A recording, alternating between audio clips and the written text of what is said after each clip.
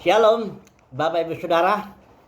Pagi hari ini kita mau merenungkan suatu perikop yang menurut saya sangat penting ini dari Yohanes pasal 12. Ini dari ayat 20 sampai 36 ceritanya, tapi saya coba ringkaskan sebentar. Ini ceritanya ketika ada beberapa orang Yunani datang kepada Filipus, dia minta mau bertemu dengan Tuhan Yesus ya. Filipus ketemu dia sama ajak si siapa lagi tuh, ada si Andreas. Dia datang kepada Yesus bilang ada orang Yunani mau ketemu ya. Tapi jawaban Yesus di sini agak aneh ya, agak aneh, dan tapi justru itu yang penting jawabannya. Mari saya akan coba kasih 3 poin dulu mengenai jawaban Yesus ini, karena ini panjang ya. Yang pertama dulu ya, Yesus langsung menjawab di ayat 23, tetapi Yesus menjawab mereka, katanya telah tiba saatnya anak manusia dimuliakan. Selanjutnya di ayat 24, kalau biji gandum gak jatuh ke tanah mati, dia tetap satu saja. Kalau dia mati, dia menghasilkan banyak buah. Ini jawabannya kan agak aneh ya, tapi artinya begini, bahwa dia inti daripada jawaban Yesus itu bahwa bukan hanya nanti orang Yunani saja yang akan bertemu dengan aku, tapi semua orang akan datang kepadaku. Bahkan semua orang akan bertelut lidahnya mengaku, aku adalah Tuhan.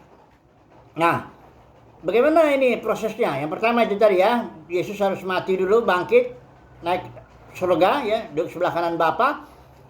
Barulah Roh Kudus turun. Jadi biji gandum itu, Yesus mengumpamakan seperti biji gandum. Dia mati, bangkit di sebelah kanan, dia mencurahkan Roh Kudus, maka jadi banyak ya. Itulah murid-muridnya yang 120 orang itu. Jadi yang tadinya satu saja Yesus, sekarang menjadi 120 ya. Yesus yang sedang diproses dalam diri murid-murid itu, karena ketika murid-murid menerima Roh Kudus, dia menerima hidup atau hayat Kristus ya. Kayak biji gandum itu tadi berupa benih, perlu bertumbuh dia hayatnya supaya nanti murid-murid ini mirip dengan atau sama dengan Yesus ya. Sehingga kalau orang mau ketemu Yesus, nggak usah ketemu Yesus langsung secara pribadi, dalam pengertian secara fisik begitu ya. Tapi murid-muridnya ini sudah mengekspresikan Kristus di dalam batinnya, itulah dia ya. Nah, tapi ada syaratnya juga, ada proses yang harus dilalui oleh murid-murid ini. Nah, itu sebabnya Yesus menjawab di ayat 25, barang siapa cinta nyawanya, ya ia akan kehilangan nyawanya. Tapi barang siapa tidak mencintai nyawanya di dunia ini, ia akan memeliharanya untuk hidup yang kekal. Artinya kehidupan lama kita, nyawa kita, istilah Yunani di sini suke, itu harus diremukkan, dihancurkan oleh proses salib. Kemudian hayat Kristus yang adalah zoe, istilah Yunaninya itu, dia bertumbuh supaya kita menjadi serupa dengan Yesus begitu ya. Nah, kemudian ada lagi proses berikut di ayat 26. Kita harus ikut Yesus sungguh-sungguh kemana aja Yesus pergi. Kayak Wahyu 14 ayat 4 bilang ya, kita harus ikut Yesus kemana aja dia pergi. Ya, saya beri jelasan beginilah ya. Dalam kekristenan kita nggak mungkin ikut Yesus kemana saja Yesus pergi kalau kita berada dalam suatu kerangkeng denominasi atau dalam satu kotak organisasi. Kita nggak bisa bebas lagi, karena di dalam kotak organisasi sudah ada di situ job desk-nya semuanya ya. Hari ini apa, hari ini udah harus jam segini kerja ini, ngikutin program ini program itu ya, aturan ini aturan itu, udah semua. Bagaimana lagi ya? Kita nggak bisa lagi seperti Paulus, orang bebas yang adalah tawanan roh. Paulus itu tawanan roh, dia ngikutin aja kemana Roh Kudus nyuruh dia ya. Nah, jadi kita mesti begitu kalau memang mau diproses supaya menjadi serupa Yesus nantinya ya. Kita harus menjadi orang yang bebas tapi menjadi tawanan roh. Ikutin aja kemana Tuhan Yesus mau. Mau kiri, kanan ya. Mau sendiri kayak mau diapain. Pokoknya kita mau ikut Yesus saja ya. Nah, ini dia proses berikut. Yang terakhir ini dari ayat 31 ini, Yesus bilang, sekarang berlangsung penghakiman atas dunia ini. Sekarang juga penguasa dunia ini atau iblis itu dilemparkan.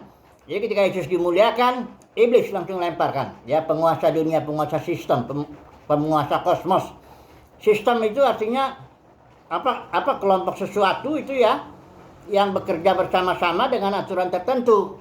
Misalnya ekonomi itu jadi sistem, politik ya, sosial, agama juga begitu, ya. Kekristenan sudah menjadi sistem, itulah dia dunia kekristenan, ya. Ada kelompok-kelompok misalnya di gereja denominasi, ada SCT, ada juga sinode, itu mereka bekerja sama dengan satu aturan tertentu. Aturannya saya mesti terserang nih bilang, mamon, ya. Kalau nggak ada mamon, sistem ini nggak jalan, ya.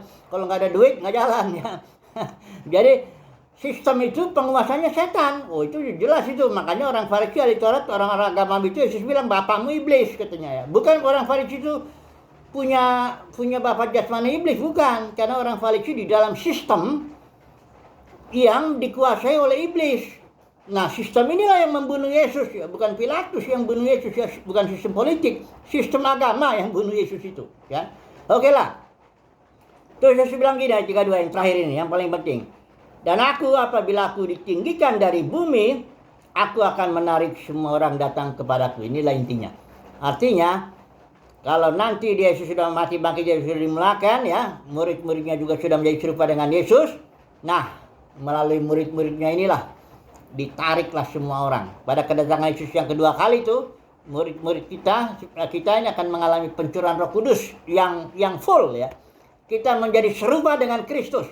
Bahkan Yesus bilang, engkau akan melakukan pekerjaan lebih besar daripada yang kukerjakan. Artinya apa? Kerjaan kita. Sesuai Roma 8 ayat 19-21 itu sudah baca itu, ya. Itu artinya kita akan memulihkan ciptaan. Ini kita tuh murid-murid yang adalah buah sulung yang udah matang lebih dulu ini. Yang udah lebih dulu mengalami yang ikut Tuhan terus itu kemana aja dia pergi. Itu akan menarik, memulihkan ciptaan, membawa semua orang datang kepada Tuhan Yesus. Nanti setiap lutut bertelut, lidah mengaku Yesus adalah Tuhan. Ini luar biasa jawaban Yesus ini, ya. Aku akan tarik semua orang. Enggak cuma 1-2 orang, enggak cuma orang Yunani. Aku tarik semua orang datang kepadaku. Nah, ini luar biasa kan? Jadi beginilah nih perikop ini judulnya diberikan oleh Elai, Yesus memberitakan kematiannya. Kalau saya berikan judul bukan itu. Judul saya yang saya berikan itu semua manusia pasti datang kepada Tuhan Yesus. Setiap lutut pasti bertelut, lidahnya mengaku Yesus adalah Tuhan. Haleluya. Amin.